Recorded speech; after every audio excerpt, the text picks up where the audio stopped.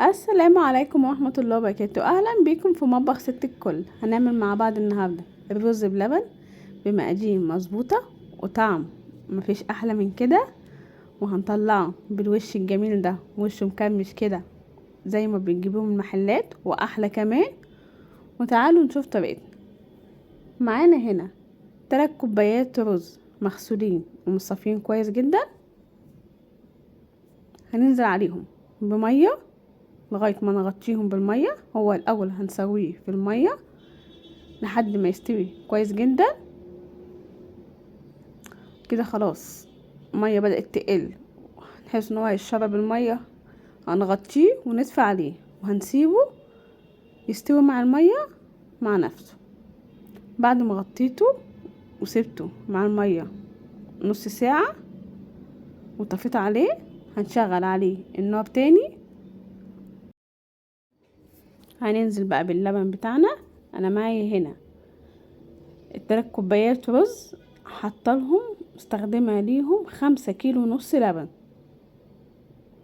هنزل باللبن وهسيب كيلو عشان هوريكم هنعمل بيه ايه بعد كده. وهنضيف كوبايتين سكر، هنفضل نقلب فيه لحد ما اللبن عايزين يتجانس مع الرز، وعايزين الرز يشرب من طعم اللبن. هنهدي عليه النار وهنسيب اللبن يغلي مع الرز، عايزينه يتجانسوا مع بعض، وهنغطيه. بعد ما يغلي مع الرز كويس هنطفي عليه ونغطيه وهنسيبه لمدة نص ساعة. بعد نص ساعة شايفين القوام بقى عامل ازاي؟ شايفين الرز شرب اللبن. معايا هنا كيسين فانيليا و5 معالق كبار قشطة. هنقلبهم كويس ونديبهم كويس.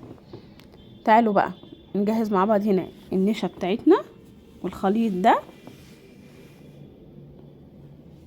الخليط ده اهم حاجة لو عملناه مظبوط، هو فيه سر نجاح الرز بلبن.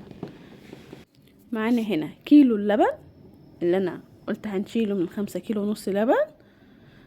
هننزل عليه ب10 معالق نشا، 10 معالق نشا و4 معالق كريم شانتيه،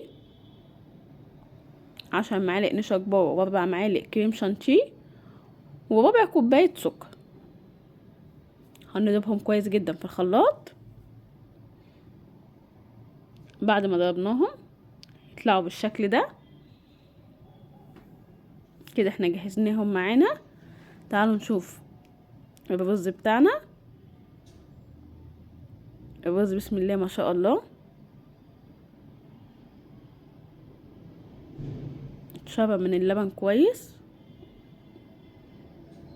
هننزل بقى بالخليط اللي عملناه في كيلو اللبن.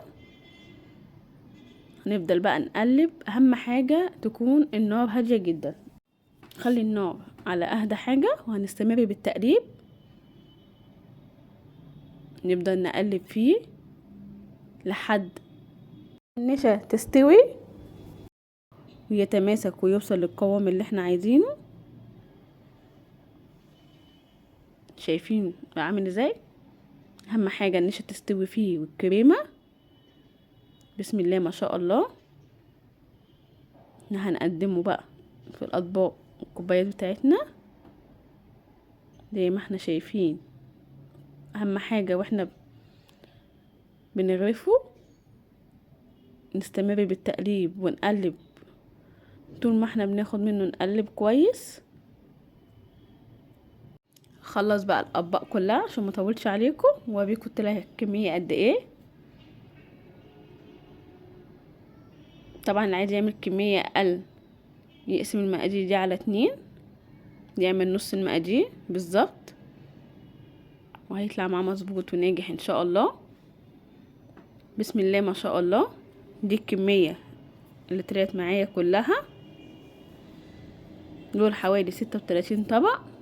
بسم الله ما شاء الله. اوريكم بقى بعد ما اتحط في التلاجة. اهم حاجة نسيبه يهدى خالص ويبرد خالص، يبرد تماما، وبعد كده نغطيه.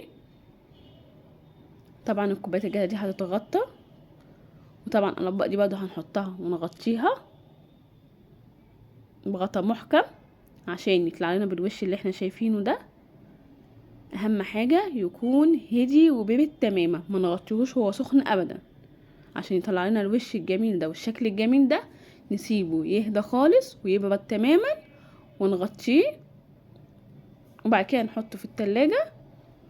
وبسم الله ما شاء الله بعد ما حطيناه في التلاجة طبعا نحب نقدمه بقى عليه مكسرات، جوز هند ورشة قرفة. في ناس بتحب تاكل سادة زي ما تحبوا. جربوا الطريقة دي والمقادير دي هتعجبكم جدا. كوباية الرز تاخد 2 كيلو لبن. طريقتنا ووصفتنا. لو اول مره تشوفوني متنسوش تعملنا لايك وشير وسبسكرايب وفعلوا الجرس عشان يوصلكم كل جديد، واشوفكم فيديو جديد ووصفه جديده من مطبخ ست الكل. والسلام عليكم ورحمه الله وبركاته.